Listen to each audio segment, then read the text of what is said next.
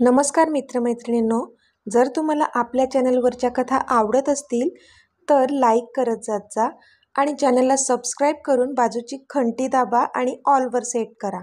म्हणजे जेव्हा जेव्हा मी नवीन व्हिडिओ किंवा कोणतीही नवीन पोस्ट अपलोड करेन तेव्हा ती सगळ्यात आधी तुमच्यापर्यंत पोहोचेल. धन्यवाद. तर वळूया आपल्या कथेच्या पुढच्या भागाकडे. अगं तसं नाही, तू तर आहेसच, पण रजनीश दिवसभर मला काही हवं नको का ते बघत असतो. अगदी सावलीसारखा असतो माझ्यासोबत तो. राम बोलले. तसा त्यांचा तो केअरटेकर खुश झाला. हो खरंच मॉम, हा रजनीश खूप करतो हा डॅडचं, अगदी सुरेशपेक्षा पण जास्त. थँक्स रजनीश, अमित बोलला. अहो साहेब, थँक्स काय त्यात, हे तर माझं कामच आहे, रजनीश बोलला. त्यावर अमित पुन्हा हसला. इतक्यात रजनीशचा फोन वाजला. एक्सक्यूज मी सर, म्हणून तो बाजूला गेला. तसा अमित पुन्हा ओठांच्या कोपऱ्यात हसला, कारण हा त्यांच्या प्लानचाच एक भाग होता. आता पुढे. हॅलो, रजनीश बोलला. अमित त्याचा नाश्ता करत करत तिरपी नजर रजनीशवर ठेवून होता आणि आत्ता मात्र रजनीशच्या चेहऱ्यावरचे झरझर बदलणारे एक्सप्रेशन्स पाहून तो पुन्हा ओठांच्या कोपऱ्यात हसला आणि त्याने त्याच्या नाश्त्यावर कॉन्सन्ट्रेट केलं. काय? पण बाबा, हे कधी झालं? आई कशी आहे आत्ता? रजनीश बोलला. समोरून काहीतरी बोलणं झालं. बरं, तुम्ही रडू नका, मी लगेच येतो. तोपर्यंत तुम्ही आईची काळजी घ्या, रजनीश बोलला आणि त्याने फोन कट केला. चेहऱ्यावरचा घाम पुसत तो राम आणि अमित बसले होते तिथे आला. साहेब, त्याने आवाज दिला. तसं अमितने नजर वर करून त्याच्याकडे पाहिलं. येस, अमित बोलला. साहेब, तो पुढे काही बोलणार त्याआधीच राम बोलले. अरे रजनीश, काय झालं तुला? एवढा का घाबरलायस तू? सर्व ठीक तर आहे ना? रामने काळजीने विचारलं. साहेब, माझ्या आईचा ॲक्सिडेंट झाला आहे आणि ती आता हॉस्पिटलमध्ये आहे. मला जावं लागेल. प्लीज मला सुट्टी मिळेल का? रजनीश आता रडून बोलला. अरे सुट्टी मिळेल का काय? जा तू पटकन, राम काळजीने बोलले. तसं रजनीशने अमितकडे एकदा पाहिले. तसं अमितने त्याच्यावर नजर फिरवली. हो हो, तू जा पटकन. रॉनी, ह्याला काही पैसे दे, तिकडे हॉस्पिटलमध्ये लागतील, आणि अजून जर काही मदत लागली तर सांग, ओके? अमित बोलला. तसा रजनीश त्याच्या पायावरच झुकला. थँक्यू साहेब, रजनीश रडत बोलला. बरं जा आता, अमित बोलला. तसा तो उठला. रॉनीने त्याच्या हातात काही कॅश ठेवली. तसा तो थँक्यू बोलून त्याची बॅग घेऊन निघाला आणि जसा तो बाहेर आला त्याने कुणालला कॉल केला. हां रजनीश बोल, कुणाल बोलला. हॅलो सर, असं म्हणत रजनीशने त्याला सगळं सांगितलं. तसा कुणाल आता विचार करू लागला, कारण आत्ता जर हा राम ह्यांच्यासोबत नसेल तर मग प्रॉब्लेम होऊन जाईल, माहीत होतं त्याला. पण तरी त्याने विचार केला की आत्ता तर जानू आणि अमितमध्ये काहीच अलबेल नाही आहे. रात्रीच त्याला त्याच्या खबरीने खबर दिली होती, त्यामुळे 2-3 दिवसात असंही काही होणार तर नाही, म्हणून तो नसला इथे तरी काही हरकत नव्हती. बरं ठीक आहे, तू जा, पण लवकर ये. पुढच्या 2 दिवसात तुम्हाला इथे हवाय, कुणाल बोलला. तसं रजनीशने एक सुस्कारा सोडला. एक अमित आणि राम होते, ज्यांनी जसा फोन आला त्याला लगेच सुट्टी दिली होती, वरून पैसे पण दिले होते. आणि एक त्याचा बॉस होता, ज्याने साधी त्याच्या आईची चौकशी पण केली नव्हती. वाईटच वाटलं त्याला. ओके सर, तो बोलला आणि त्याने फोन कट केला. त्याने एक टॅक्सी हायर केली आणि त्याच्या वडिलांनी सांगितलेल्या पत्त्यावर पोहोचला तो. पण ज्या पत्त्यावर पोहोचला होता तिथे कोणतंच हॉस्पिटल त्याला दिसत नव्हतं. फक्त ओसाड जागा होती आणि एक बैठक घर दिसत होतं त्याला. तो पुन्हा पुन्हा ॲड्रेस चेक करू लागला, पण नाही, ॲड्रेस तर बरोबरच होता. तो आता तिथून निघणार, पण त्याआधीच त्याला त्याचे वडील त्याच्या दिशेने चालत येत असताना दिसले. तसा त्याला आनंद झाला त्यांना पाहून. बाबा, इथे तर कोणतंच हॉस्पिटल नाही आहे, आई कुठे आहे? त्याने अधीरतेने विचारलं. तू चल, तुला सर्व सांगतो, त्याचे वडील बोलले आणि त्याला त्या बैठ्या घरात घेऊन गेले. आज शिरताच रजनीशला त्याची आई पलंगावर बसलेली दिसली. तसा तो धावतच तिच्या जवळ गेला आणि त्याने तिला घट्ट मिठी मारली. आई, तू ठीक आहेस ना? त्याने विचारलं. मी एकदम ठीक आहे, मला कुठे काय झालंय? त्याची आई बोलली. तसा तो तिच्याकडे पाहतच राहिला, कारण तिला साधं खरचटलं सुद्धा नव्हतं. बाबा, हे सर्व काय आहे? आई तर एकदम ठीक आहे, मग तुम्ही माझ्याशी खोटं का बोललात? त्याने विचारलं. मी सांगतो, समोरून रॉनीचा आवाज आला. तसा रजनीश जागचा उठला. सर, तुम्ही?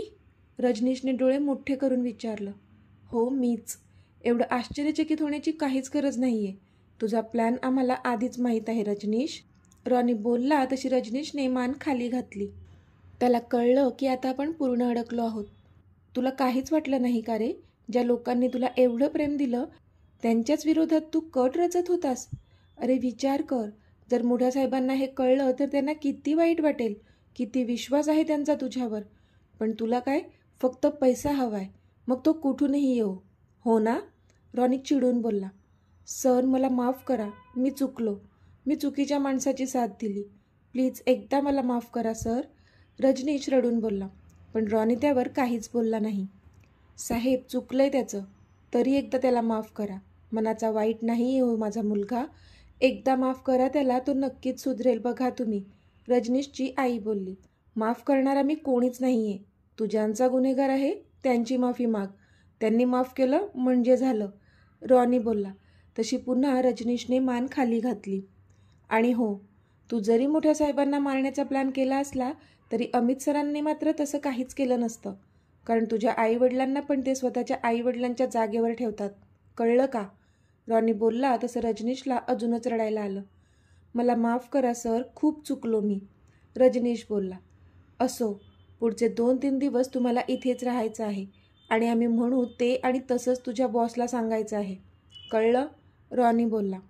हो सर, तुम्ही म्हणाल तसंच करेल मी. आता पुन्हा वाईट मार्गाला नाही जाणार. रजनीश बोलला तशी रॉनीने होमध्ये मान हलवली आणि तो तिथून निघून गेला. Boss, everything is done. Ronnie बोलला. That's very good. अमित बोलला. कुणाल घरी यायला निघाला आहे बॉस. रॉनी बोलला. येऊ दे त्याला. आजचा दिवस त्याला जगू दे निवांत. उद्याचा उगवणारा सूर्य त्याच्या आयुष्यात खूप काही भयानक घेऊन येणार आहे. अमित रागात बोलला आणि त्याने फोन कट केला. रॉनी तिथून निघाला आणि थेट आता तो ऑफिसच्या दिशेने जाऊ लागला. मध्येच सिग्नल लागलं तशी त्याने गाडी थांबवली. तो खिडकीतून बाहेरच बघत होता. तोच त्याची नजर एकीकडे स्थिरावली आणि तो तिथे बघतच राहिला. कारण त्याला आशू तिथून जाताना दिसत होती. तिच्या हातात भाजीची पिशवी होती. कदाचित भाजी मार्केटमधून भाजी घेऊन आली असेल आणि आत्ता अजून काहीतरी घेण्यासाठी पुढे जात असेल. तो तिच्याकडेच पाहत होता. पण इतक्यात सिग्नल सुटलं तसे हॉर्नचा मोठमोठ्याने आवाज येऊ लागला. तसं त्याला कळलं की आपण कधीपासून तिच्या जवळच पाहत होतो. त्याने नकारार्थी मान हलवली आणि तिथून गाडी काढली. पण त्याचं मन मात्र त्याला स्वस्थ बसू देत नव्हतं. तिला भेटावंसं वाटत होतं. तिच्याशी बोलावंसं वाटत होतं त्याला. शेवटी बुद्धीचं न ऐकता त्याने त्याच्या मनाचं ऐकलं आणि गाडी साईडला पार्क करून तो आशू जिथे होती तिथे तिच्या पाठी गेला. भैया, 180 रुपये बराबर है. मैं तो उतने ही दूंगी. आपको ओके है तो दे दो, नहीं तो मैं दूसरे यहाँ से लेती हूँ. ती फळवाल्याशी बार्गेनिंग करत होती आणि त्या फळवाल्या भैयाला कन्व्हिन्स करत होती तिच्याच मोलभावावर तिला फळं देण्यासाठी. क्या भैया, मुंबई में रह के भी आपको मराठी नहीं आती? ये क्या बात हुई? हमें कितना कष्ट पड़ता है ये हिंदी के 2-3 सेंटेंस बोलने के लिए. आप सीख लीजिए ना मराठी. त्याला पैसे देत ती बारीक तोंड करून बोलली तसा तो फळवाला पण हसला आणि त्याने होमध्ये मान हलवली. तो कन्व्हिन्स झाला होता तिच्या मोलभावावर. रॉनी तिच्याच पाठी थोडा दूर उभा राहून हे बघत होता आणि त्याला आता हसायला पण येत होतं. कारण ती तोडक्या मोडक्या हिंदी भाषेतून त्या भैयाशी बोलत होती आणि तिने त्याला कन्व्हिन्स पण केलं होतं. Smart girl. रॉनीने मनातच तिला दाद दिली. आशूने तिच्या फळांची बॅग उचलली आणि ती तिथून निघाली. इतक्यात अश्विनी, त्याचा आवाज तिच्या कानावर पडला. तशी ती जागीच थांबली. क्षणात तिच्या शरीरात गुजबम्स आले होते. कारण तो आवाज कोणाचा आहे हे तिने पाठमोरी असतानासुद्धा ओळखला होता. पण तिने मागे वळून पाहिलंच नाही आणि मनाला आवर घालत ती तशीच पुढे चालत गेली. तशी त्याने नकारार्थी मान हलवली आणि तो तिच्या मागे चालू लागला. Ashwini, stop please. तो बोलत होता आणि तिच्या पाठीमागून चालत होता. पण ती मात्र ऊ नाही की चू नाही. तिने मागे वळून एकदाही पाहिलं नाही. पण तरी तो तसाच तिला हाक मारत तिच्या पाठी चालत राहिला आणि आत्ता ती ऐकत नाही हे पाहून त्याने सरळ तिचा हात पकडला आणि तिला थांबवून स्वतःजवळ ओढलं. तशी ती आता त्याच्या छातीवर येऊन आदळली. त्याने पटकन तिच्या पाठीवर हात ठेवून तिला स्वतःच्या मिठीत कैद केलं आणि ती शॉक झाली. कुणाल, आता बघतो तू कसा निसटतो माझ्या हातून. अमित मनातच बोलला. इतक्यात त्याच्या फोनची रिंग वाजू लागली. त्याने स्क्रीन पाहिली आणि त्याच्या चेहऱ्यावर क्यूट स्माईल आली, कारण फोनवर जान कॉलिंग झळकत होतं. तसा त्याने पटकनच फोन उचलला. हे जान, हाव आर यू डिअर? त्याने विचारलं. आय एम नॉट गुड, ती बोलली. अरे, व्हॉट हॅपन डिअर? त्याने काळजीने विचारलं. I miss you a lot, ती बोलली तशी त्याच्या चेहऱ्यावर स्माईल आली. I miss you too dear, तो बोलला. मग कधी घेऊन जाणार तुम्ही आम्हाला इथून मीत? आता नाही सहन होत आहे हा दुरावा, आम्हाला तुम्ही हवे आहात, ती बोलली. आवाज थोडा जड झाला होता तिचा. फक्त आजचा दिवस कळकाढ जान, उद्या मी तुम्हाला आपल्या घरी घेऊन येईन, तो बोलला तसा तिच्या चेहऱ्यावर मावणार नाही इतका आनंद पसरला. खरंच मीत? तिने विचारलं. अगदी खरं, तो बोलला तशी खुश झाली ती. थँक्यू सो मच मीत, मी तुम्हाला नाही सांगू शकत की किती जास्त खुश आहे मी ह्या क्षणी, ती बोलली. तसा तो गालातच हसला. मी पण जान, तो बोलला. पण लगेच ती बोलली. पण मीत, कुणाल? तिने विचारलं. भीतीची एक लाट तिच्या शरीरातून वाहून गेली, जसा तिला त्या कुणालचा विचार मनात आला. त्याने त्रासच इतका दिला होता तिला की तिला भीती वाटणं साहजिकच होतं. Don't take tension about him, now I am with you and he is just nothing to do anything wrong with you, trust me, तो बोलला तशी ती पण निर्धास्त झाली. जान, त्याने तिला आवाज दिला. ती बोलली. कधी एकदा तू आपल्या घरी येतेस आणि आपण सगळे सोबत राहतो असं झालंय मला. कधी एकदा तुला माझ्या घट्ट मिठीत घेतो असं झालंय मला. इतक्या वर्षांपासून मी एकटा कसा राहत होतो आणि किती झुरत होतो तुझ्यासाठी तुला अजिबात कल्पना नाही आहे. तू आल्यानंतर माझ्या वाट्याचं प्रेम देशील ना मला जान? तो बोलला तसं तिलाच तिथे गलबलून आलं. हो मीत, भरभरून प्रेम देईन मी तुम्हाला, ज्यावर फक्त आणि फक्त तुमचा अधिकार आहे, आणि स्वतःवरही करून घेईन मी प्रेम तुमच्याकडून. तुम्ही करणार ना माझ्यावर प्रेमाची बरसात? ती बोलली तसा तो गालातच हसला. Of course, I am all yours sweet heart, तो बोलला तशी लाजली ती. चल मग ठेवू आता, त्याने विचारलं. का, बोर झालात का? तिने लटक्या रागात विचारलं. तसं पुन्हा गालात हसला तो. नाही ग राणी, तुला कसा बोर होईल मी, तो बोलला. तशी हसली ती. मग बोला ना थोडा वेळ, ती बोलली. बरं ठीक आहे, बोल थोडा वेळ, तो बोलला तशी खुश झाली ती. मग अजून थोडा वेळ बोलत होते ते फोनवर. चला राणी सरकार, तुमची परवानगी असेल तर आम्ही जाऊ का ऑफिसला? त्याने खूपच अदबीने विचारलं. तशी हसली ती. तिला पण माहीत होतं त्याला नक्कीच काहीतरी अर्जंट काम असल्याशिवाय तो फोन कट करण्याच्या गोष्टी करणारच नाही. हो, जा तुम्ही ऑफिसला, बाय, ती बोलली. नक्की? त्याने विचारलं.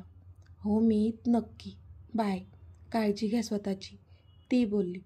या, bye dear, you too take care, love you, तो बोलला आणि फोन कट केला त्याने. इथे फोन कट करून जानूने एक स्माईल करून त्या फोनकडे पाहिलं. त्याच्याशी बोलून तर खुश झालीच होती ती, पण त्याहीपेक्षा जास्त आनंद तिला ह्या गोष्टीचा होत होता की फायनली उद्या तो तिला तिच्या हक्काच्या घरी मानाने घेऊन जाणार होता, तिच्या हक्काच्या माणसांजवळ, तिच्या फॅमिलीकडे. आणि सर्वात महत्त्वाचं म्हणजे पूर्ण वेळ ती आता तिच्या मीतजवळ असणार होती. विचार करूनच तिच्या पोटात आनंदाच्या उकळ्या फुटत होत्या. आता कुणालचा विचार पण तिच्या मनात येत नव्हता, कारण तिचा मीत सगळं हँडल करेल विश्वास होता तिला. इथे अमितने फोन कट करून एक दीर्घ श्वास घेतला. आजचा दिवस फक्त त्याला वाट बघायची होती. आज कुणाल घरी येणार होता, पण फक्त आजचा दिवस तो सुखाची झोप घेऊ शकणार होता, कारण उद्या अमित राज्याध्यक्ष त्याची काय अवस्था करणार होता हे तर खुद्द भगवंताला पण अजून माहीत नव्हतं. इतके दिवस तो लावा मनात घेऊन होता, फक्त योग्य वेळ यायची वाट बघत होता तो. जेव्हापासून जानूने त्याला सत्य सांगितलं होतं त्या दिवसापासून एक दिवस पण चित्त थाऱ्यावर नव्हतं त्याचं. पण घाई करून चालणार नव्हतं, पुन्हा बाजी त्याच्या हातात द्यायची नव्हती त्याला. म्हणूनच हे 2-3 दिवस वाट बघितली होती त्याने, आणि सगळं मार्गी लावून आता त्या कुणालला जन्माची अद्दल घडविण्यासाठी सज्ज झाला होता तो. तर मित्रमैत्रिणींनो, आजचा भाग तुम्हाला कसा वाटला ते मला कमेंटमध्ये सांगा. आणि जर आवडला असेल तर व्हिडिओला लाईक करा, शेअर करा आणि चॅनलला सबस्क्राईब करून बाजूची घंटी नक्की दाबा. चला तर भेटूया आपल्या पुढच्या भागात. तोपर्यंत धन्यवाद.